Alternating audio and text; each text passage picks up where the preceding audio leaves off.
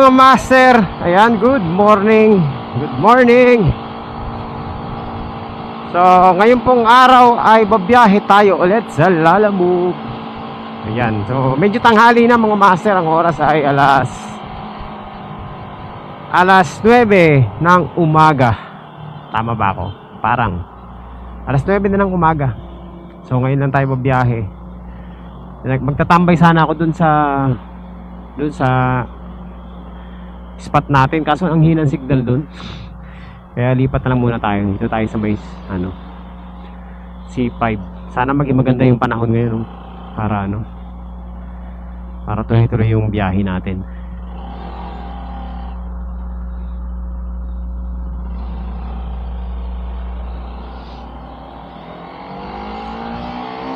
So hanap tayo ng magandang matatambayan, mahangin, presko. Tapos doon tayo maghanap ng booking. Yan, wala pa tayong booking mga master. Ang game plan natin is syempre long ride pa rin, para konti lang yung booking natin.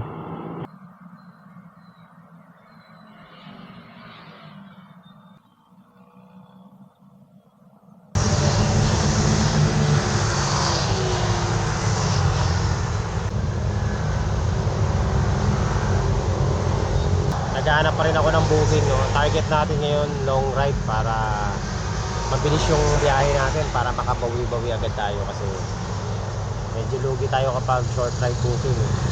So targetin natin ulit papuntang Marikina Antipolo. Yan yung mga target natin na ruta. Siyempre double booking pa rin para maganda-ganda yung kita. So yun, 4 na booking lang yung hahabulin natin ngayon. Sana makakuha tayo ng maaga. Ang oras ay 9:04 ng morning. Yan, wala pa tayo nakukuhang booking.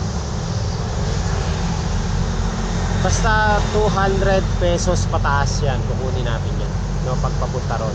Para hindi naman sayang yung biyahe natin kasi lugi tayo sa gasolina. Malaki yung motor natin mga master. So abang-abang lang tayo ng booking. Pero kung meron ako makikitang Dasma, Tansa, Rosario na nasa 200 plus, yun na lang kunin natin. So tayo ngayon mga master, strike anywhere. Sana makachamba tayo.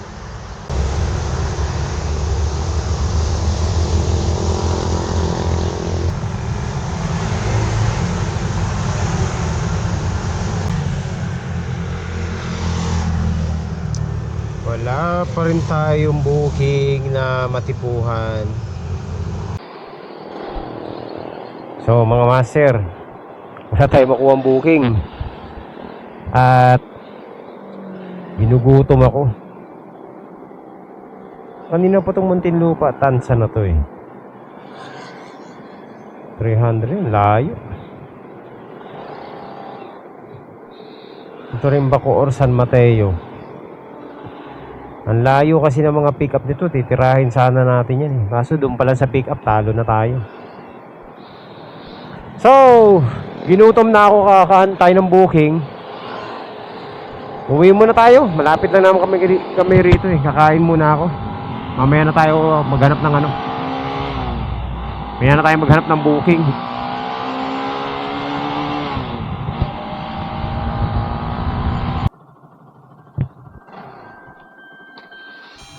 Okay. So, ayan mga master. Kakauwi ko lang dito sa bahay at dito na tayo nakakuha ng booking. Sakto lang. So yan, huwag sanang umulan. Mukhang uulan po, naku po. So meron na tayong booking papuntang Antipolo. Yan, nakakuha rin tayo.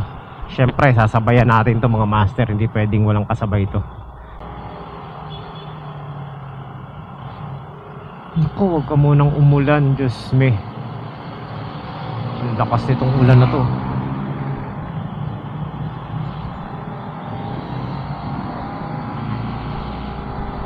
Ayaw sumagot.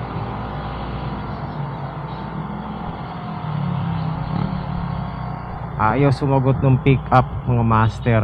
Ang bihira oh.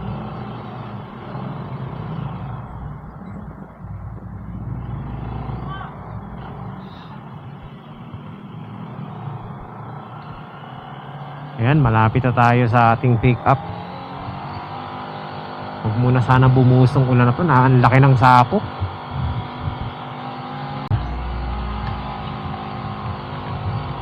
Aray ko. Inulan na tayo. Teka lang, wala akong masilungan. Hey, pasilong!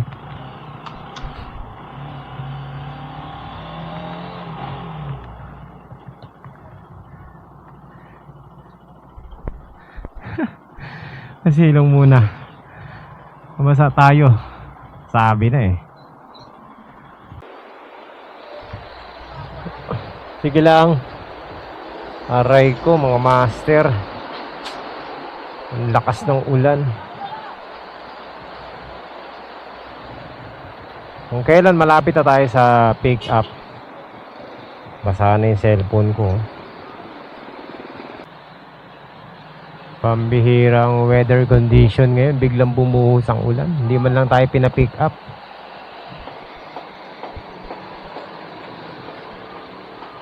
Naku, pag ganito mga master, at ito kinancel tong booking na to, uwian na talaga to. Uwi na ako. Ayan mga master. Grabe. Medyo tumila na yung ulan at sinuot ko na rin yung kapote natin.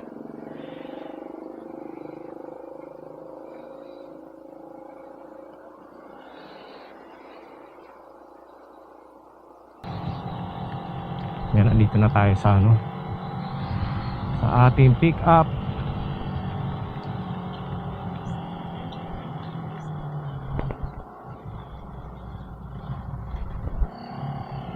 Dito.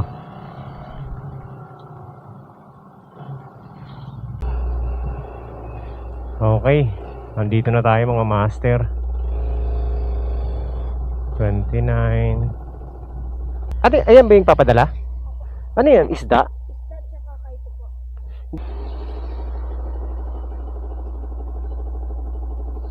Uwi muna tayo. Mag-aano lang ako. Magchichinelas. So ayan mga master, habang nasa bahay ako at nagsi-CR ako, nakakuha ko ng booking. So sakto lang kasi nga kailangan natin ng kasabay. So itong booking na to, papuntang ano to mga master, papuntang Taytay. Ayan, nagmamadali ako. Hindi tuloy ako nakapagpalit ng ano. Dapat magkukroks tayo eh. Wala, hindi na kasi nagmamadali na ako para mahabol natin yung oras. So pipikapin na natin yung ano natin, parcel. Hinihingal-hingal pa ako. Let's go. Malapit lang naman yung pick up natin. Dito lang sa may Gatchalian, sa may C5. Master, nandito na tayo sa ano, sa ating pick up.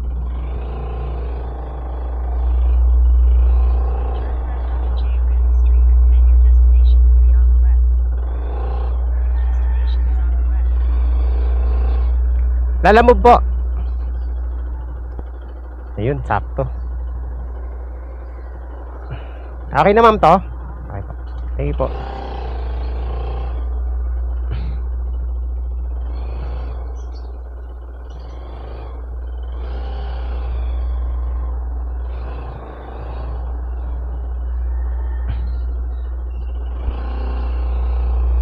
Okay mga master, quality. Na-pick up agad natin. Salamat naman. Okay, so binigay naman is 250 pesos.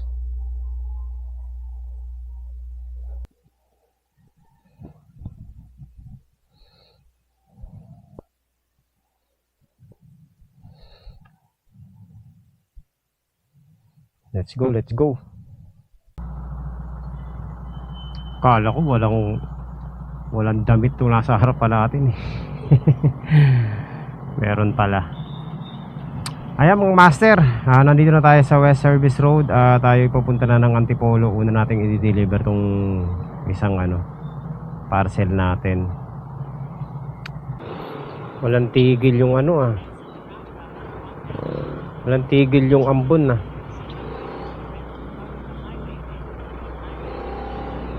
Mga ambon pa rin mga master. Ang lalaki ng patak ng ambon. Wow, Jaguar.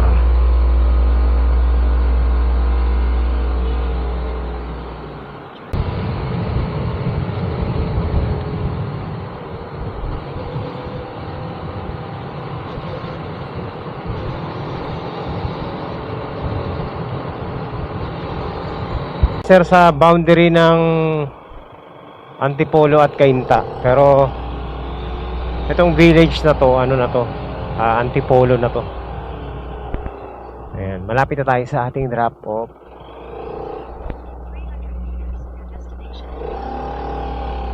$300 away na lang mga master. Ito na yata nagbukas ng ano, ng pintuan. Ayun. Sakto sir ah. Sakto sir, 300. Salamat.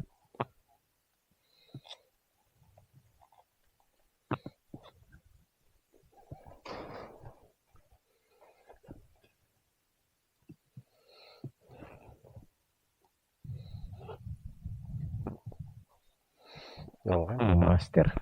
Quality.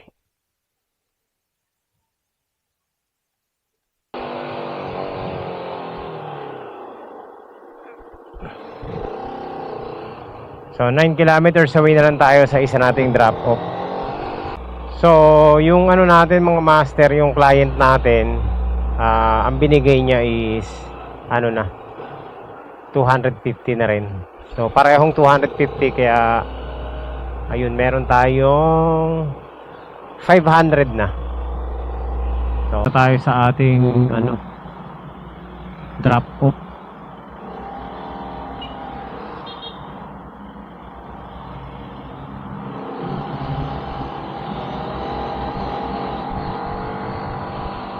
Ayan, dito na po.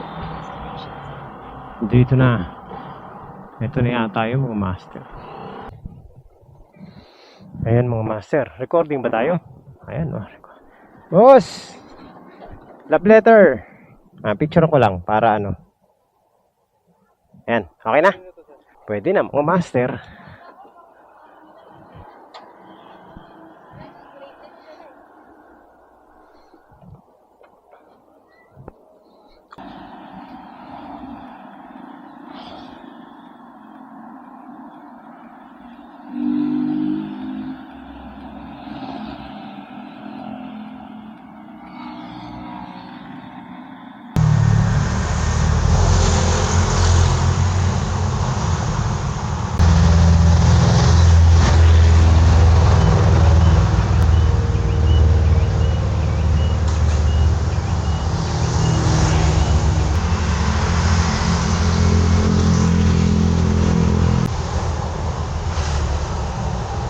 Master, dito tayo sa boundary ng Antipolo at Taytay.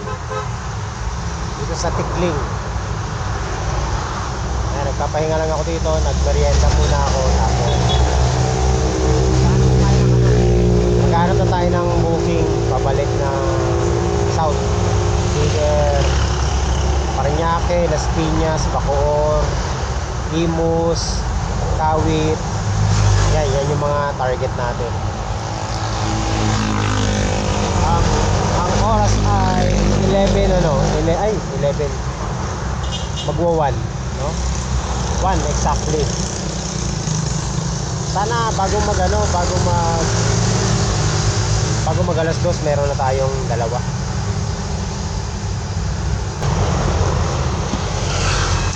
Yan. Dito tayo mag-abang-abang ng booking para maganda. Safe tayo dito mga master, kasi pag umulan may silungan tayo. Ayan, meron dito ito, ayan, may waiting shed, oh. Pwede tayong sumilong dyan. At yun na nga, umulan na malakas.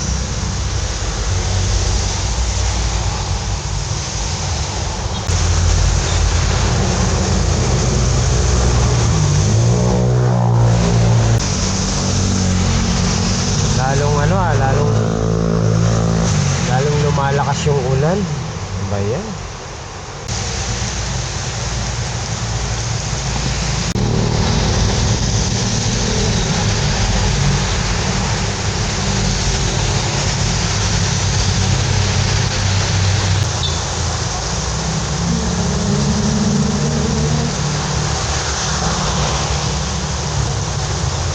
Yan mga master, habang nag-aantay tayo ng booking, nakakuha tayo ng habang nag-aantay pa tayo magpatila, nakakuha tayo ng booking sa papuntang Parañaque.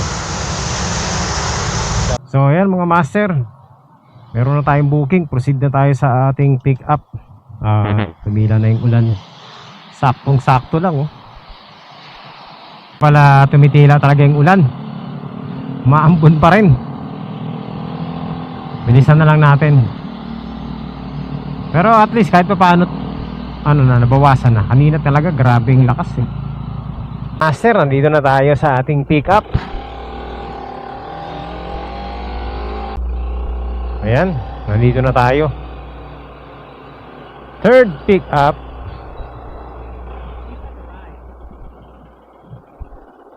Oh, we have arrived daw. Saan na ba yun?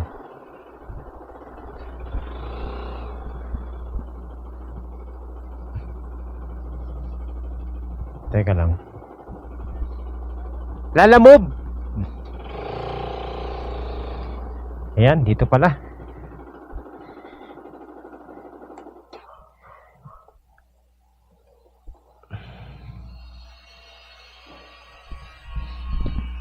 Ay, sabi.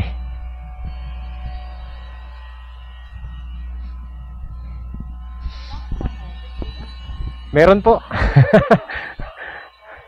Okay, salamat. Ano to, ma'am? Sige.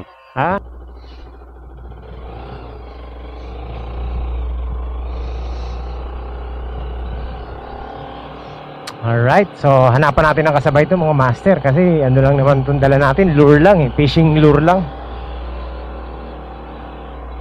So meron na tayong 700 pesos. Not bad.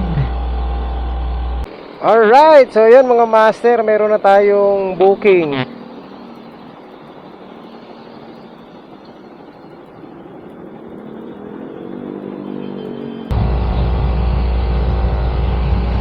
Pwede na to, kaysa wala. Tsaka mahirapan tayo bumiyahe kasi ngayon kaya kumuha na rin ako, bahala na.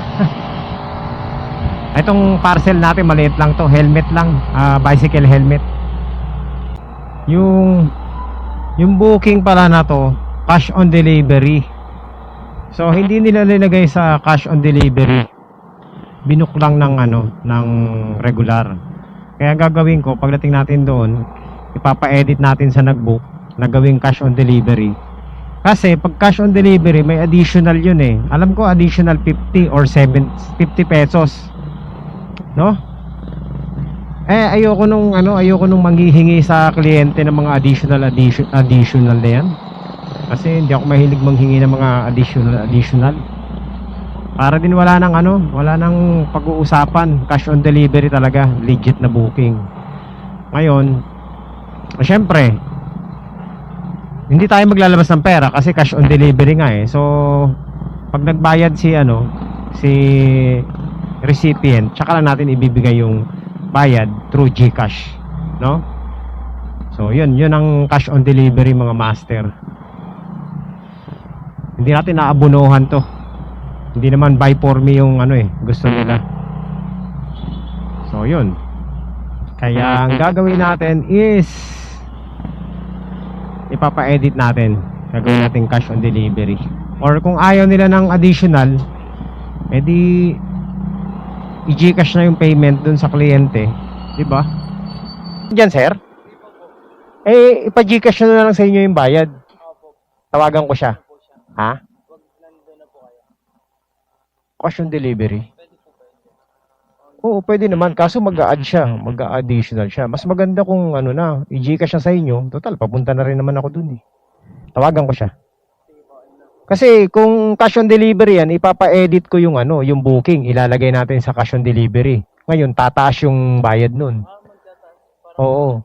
Oh, may peak. Kaya mas maganda, i-Gcash na lang sa'yo para bababa. Oo. Kausapin niyo na lang po siya. Kausapin na lang para dire-diretso na tayo. Oo, para hindi yung baguhin yung booking. Sige po. Kasi mahirap yun pag hindi pa bayad tapos mamaya gawa ng issue eh. 'Di ba? Ayaw kasi namin ma-involve sa client and customer issue eh. Oo, yun nga, 'di ba?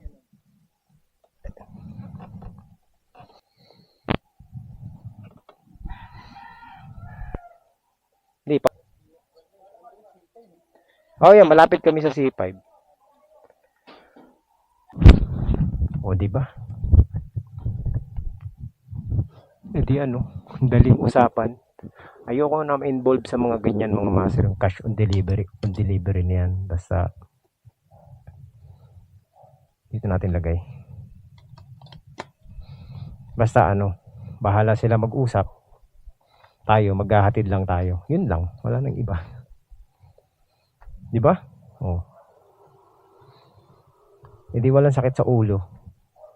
Kaysa magdagdag pa siya. Alright, let's go.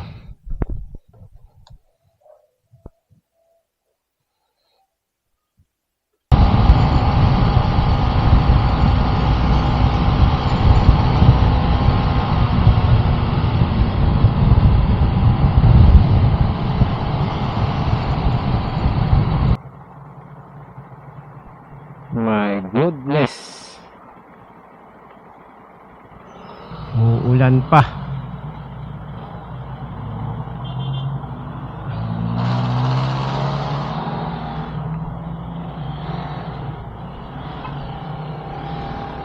Ay, nako.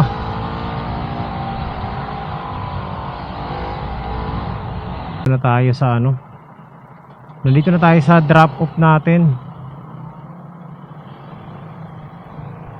Ayan, no. Dito na yun. Aris umali. Ay, teka. Oh, bayad na to. Pipicturean ko lang. Para katunayan na natanggap na. Ano lang yan.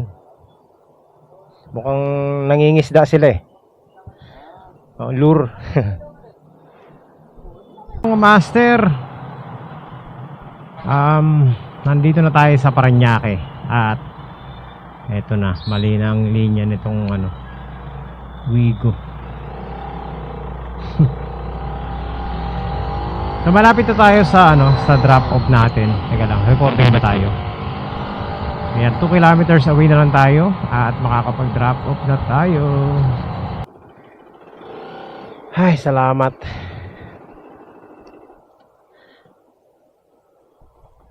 Oops.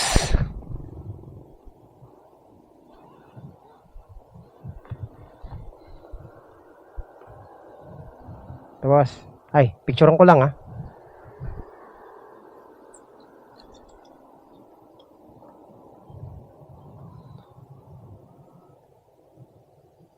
Okay, ano lang, 176 lang.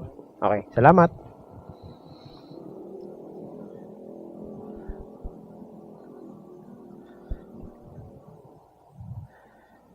Ayan, mga master.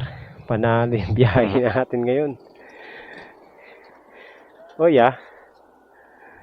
in fairness, mga master pag ganun-ganun lang pero okay yung quality ng biyahe natin kahit inabot tayo ng ulan. Ito master kung napaaga-aga lang to 604 ang fare. Ruta natin to Marikina, balikan okay to so papatak na 300 balikan. Pwede na. Sasabayan natin yan ng papunta ron tsaka pabalik. So meron ka ng siguradong kita. Ang kaso lang mga master, maggagabi na. Gusto kong kunin kaso nag-aalangan ako ayokong abutin ng gabi kasi napaka-traffic dyan sa C5 tapos maulan pa. Pero kung napaaga-aga to, kinuha natin to May kumuha na ba? May kumuha na. Ang bihira. Pambihira ka, lalamove kung kailan pa uwi na ako. At saka naman ang gaganda ng mga lumalabas na booking. Yun yung mga hindi ko tatanggihan kung kaka-start lang natin Ayan Las Piñas Antipolo 278, Kaligayahan 283. Pwede na kaso lang pauwi na tayo mga master. Alright, so ayan mga master, nakapag-decide na ako na papahinga na muna tayo ayokong sumagad. So okay na yun, kumita naman tayo. At meron pa tayong gasolina marami pa tayong gasolina mga master. At maaga pa, 3:30 ng hapon. So medyo maaga-aga tayo ngayon. Tapos total distance na na-cover natin is 88 kilometers. Ayan. So medyo maiksi ngayon yung biyahe natin compare nung nakarang araw na umabot ng 120 kilometers. So ngayon 88 lang. At same lang yung kita natin, Pero mas less yung expenses natin ngayon sa gasolina. Kasi halos 2 litro lang yun na ubos natin na gas. Ayan, magkano lang naman yun. Medyo mura na ngayon mga master. Nasa lang 120 130, sabihin na natin na lang 150 yung gasolina natin. So not bad mga master, diba? At least kumita tayo ngayon kahit pa paano. Hindi tayo zero. Kala ko kanina masisiro tayo dahil ang tagal natin makakuha ng booking tapos nag-uulan pa. Pero buti na lang kahit pa paano nakachamba rin. So yan. So far mga master, naging maayos naman yung biyahe natin kahit na inuulan tayo kanina. Naging madali yung pauwi natin, Hindi lang ganun kalaki yung fare, pero ang kagandahan mga master, nagbigay ng tip pareho. Tatlo ang nagbigay ng tip. So panalo na yun mga master. So nakuha na naman natin yung goal natin na 4 na booking na long ride. At maiksi yung ating travel distance. Ayan, good sign yan na maganda yung kita natin kahit pa paano. Hindi man libo-libo pero at least mababa yung overhead expenses. Alright, so yun lang mga master. Maraming salamat sa inyong lahat. At ayan, buti na lang hindi na tayo inabot ng ulan. Ako po ay uuwi na.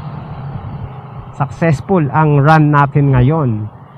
So bukas weekend, syempre baka wala tayong tawag nito, wala tayong session bukas kasi weekend. Baka mag fishing tayo bukas. So yan, samahan nyo po ako sa ating mga adventure. Kita-kits ulit next time mga master. Thank you po sa inyong suporta. Hanggang dito na lang. At syempre God bless po. Bye bye. Ayan lakas ng hangin ang lakas ng hangin master.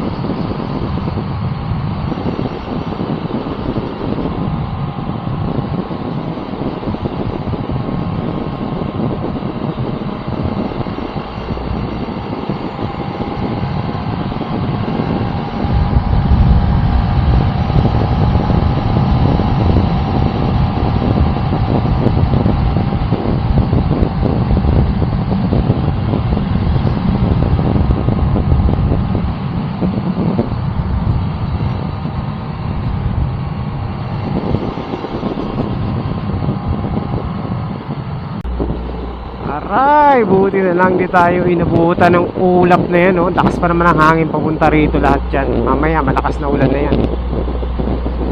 Grabe Napakaitim. Buti na lang talaga nag-decide na tayong umuwi na.